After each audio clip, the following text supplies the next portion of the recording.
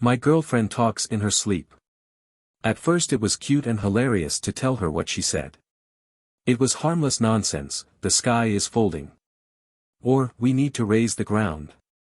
We'd talk the next day about if she remembered her dream, but she never did. I wish I knew what she meant by, we need to raise the ground. Some context, our nightly routine is for us to start out cuddling and then give up once it gets too hot. Then we're usually both on our sides, back to back. She would fall asleep before I do, and so I would hear the full range of her nightly musings. Honestly, at first I was eager to hear what she said. It was always funny to tell her and our friends what she would say while deep in the throes of REM. But now I'm done, I'd prefer she not talk anymore. How am I going to sleep after what happened last night? Last night around 11 p.m. she was asleep and I was still up reading. Back to back, I hear her mumble something under her breath. I couldn't quite make out what she said, but I lean over from my book to peek at her face and she is sleeping soundly. I return to my book, get absorbed back into its pages. At some point I fall asleep. Next thing I know, I'm woken up by my girlfriend talking at full volume. I open my eyes, and at some point in the night both of us have turned to lay face to face. My girlfriend's eyes are wide open, she is staring right at me, mere inches from my face. My girlfriend talks in her sleep. Part 2. But her eyes are vacuous, like she is looking through me. These eyes, man, it's like she was straining to widen them as much as possible. Those are the eyes I fell in love with, and right now they are scaring the absolute piss out of me. My heart rate skyrockets and chock full of adrenaline I throw off the covers and jump out of bed. Looking at her, her eyes follow me like a painting but her body stays still. For 1 second I decided that my book light was keeping her awake and what she had said was, "Can you please turn that off?" Now out of bed and looking at her, she's not right. Her body hasn't moved but her eyes dart from looking at me to looking around the room. I dare to ask her, "Are you alright?" No response. Those eyes look at me when I speak, though.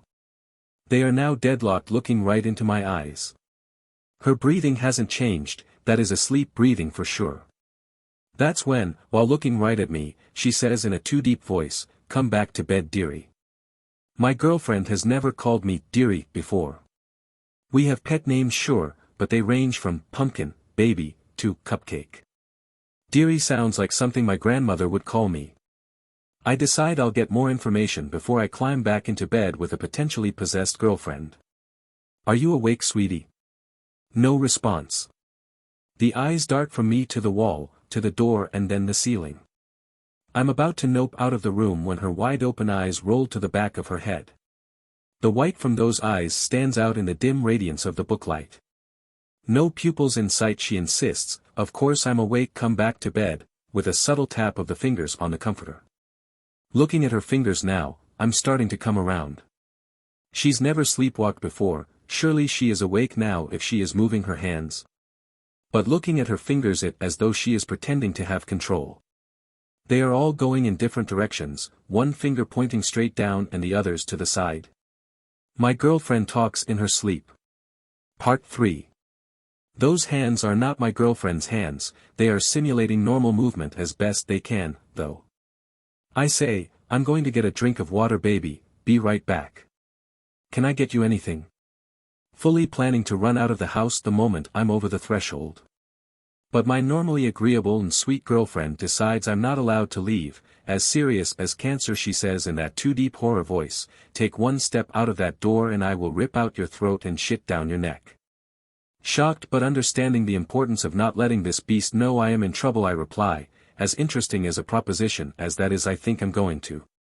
And thinking quickly, I grab my water bottle from the nightstand. This doesn't please my girlfriend as she decides to start screaming and fingering her way towards me. It is a supernatural scream, so high-pitched and bird-like I feel as though my neighbors 3 houses down were going to ask us if they heard that last night. As fast as I can muster, I unscrew the lid and douse her in water. Like I knew what I was doing, her eyes close, her garbled appendages normalize, and she is back asleep.